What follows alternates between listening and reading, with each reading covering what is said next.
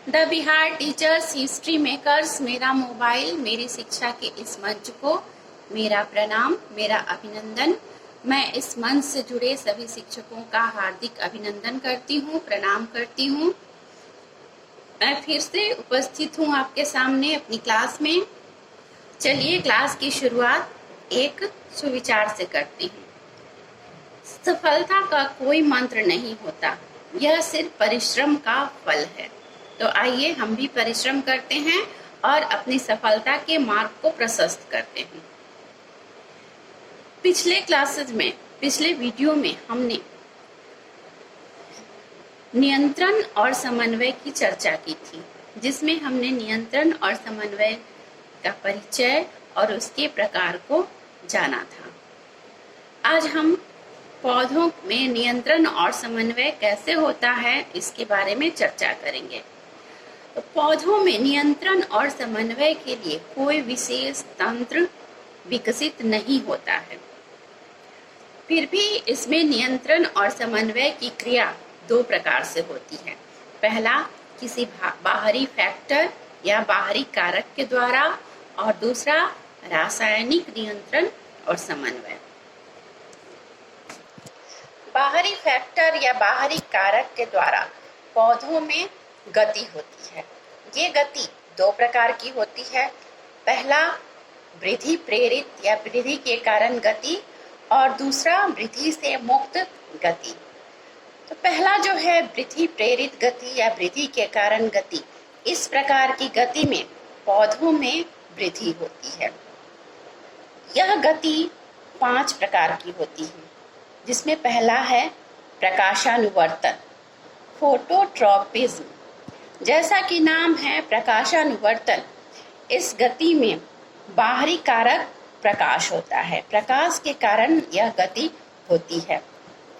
इसके लिए अगर हम प्रयोग करते हैं तो इस प्रकार से करेंगे कि एक गमले में लगा हुआ पौधा लेकर उसे एक कमरे में रखते हैं और कमरे की एक खिड़की खोल देते हैं, ताकि उस खिड़की से प्रकाश अंदर कमरे में प्रवेश कर सके। कुछ दिनों के बाद जब हम उस पौधे को देखते हैं तो यह देखते हैं कि पौधा जो है वह खिड़की के तरफ मुड़ गया है, जिससे यह साबित होता है कि पौधा प्रकाश की ओर झुका हुआ है, प्रकाश की ओर गति कर रहा है और उसमें वृद्धि भी होती है। दूसरा है गुरुत्वानुवर्तन। इसमें बाहरी फैक्टर गुरुत्व होता है, पृथ्वी का गुरुत्वाकर्षण बल होता है। इसमें खासकर पौधे की जड़ें जो हैं वह गुरुत्व अनुवर्तन दर्शाती हैं। इनकी जो गतियां होती हैं वह गुरुत्व के कारण होती हैं। नीचे की ओर जड़ों का जो वृद्धि होता है वह गुरुत्वानुवर्तन कहलाता है। इसके लिए हम एक गमले में लगा हुआ पौधा लेकर उसको पलट कर रख देते हैं। कुछ दिनों के बाद देखते हैं तो उसकी जड़ें झुक जाती है। अगर पौधे को फिर मिट्टी से निकालकर, गमले से निकालकर देखते हैं तो उसकी जड़ सीधे गमले के पेंदे की ओर ना बढ़कर वो 90 डिग्री का कोण बनाते हुए नीचे की ओर झुक जाती है। इसको गुरुत्वानुवर्तन या जियोट्रॉपिज्म कहा जाता है। तीसरी गति होती है जलानुवर्तन। यह पौधों के अंगों की जल के तरफ होने वाली गति है, जो जल के कारण होती है। यह खासकर रेगिस्तान में पाए जाने वाले पौधों में होती है। पौधों की जो जड़ें होती हैं वह जल की ओर आकर्षित होती हैं। इसको जलानुवर्तन कहते हैं। अंग्रेजी में इसको हाइड्रोट्रोपिज्म कहा जाता है। चौथा है रासायनिक अनुवर्तन, जो रासायनिक पदार्थों के कारण होता है। यह खासकर निषेचन के समय, फर्टिलाइजेशन के समय जब परागन की क्रिया होती है तो परागकण जब वर्तिकाग्र पर पहुंचते हैं उस समय वर्तिकाग्र से, स्टिग्मा से एक रासायनिक पदार्थ का स्राव होता है, जो पॉलन ट्यूब या पराग नलिका का निर्माण करता है। यह गति रासायनिक अनुवर्तन कहलाती है। पांचवा और अंतिम गति है स्पर्श के कारण होने वाली गति। इस प्रकार की गति हम जो लता वाले पौधे हैं, जो क्लाइंबर्स हैं, उनमें देख सकते हैं, जैसे मटर का पौधा, लौकी का पौधा इत्यादि। इनमें एक लंबी पतली तंतुनुमा संरचना पाई जाती है जिसको टेंड्रिल कहते हैं।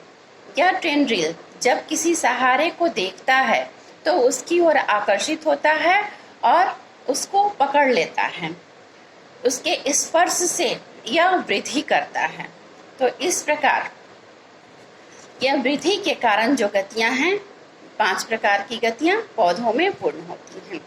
अब है वृद्धि से मुक्त गति, जो खासकर छुई मुई, टच मी नॉट के पौधे में पाई जाती है। इसको हम मिमोसा प्लांट भी कहते हैं। टच मी नॉट या छुई मुई के पत्तियों को जब हम टच करते हैं, स्पर्श करते हैं, तो उसकी पत्तियां नीचे की ओर झुक जाती हैं। ऐसा इसलिए होता है कि पत्तियों में जो जल होता है वह स्पर्श के कारण पत्तियों के वेन से निकलकर उसकी मिड रिब में चला जाता है, जिसके कारण पत्तियां नीचे की ओर झुक जाती हैं। तो इस तरह से पौधों में बाहरी फैक्टर के कारण नियंत्रण और समन्वय की क्रिया होती है। आज के लिए बस इतना ही। आगे हम अगले वीडियो में पढ़ेंगे। धन्यवाद।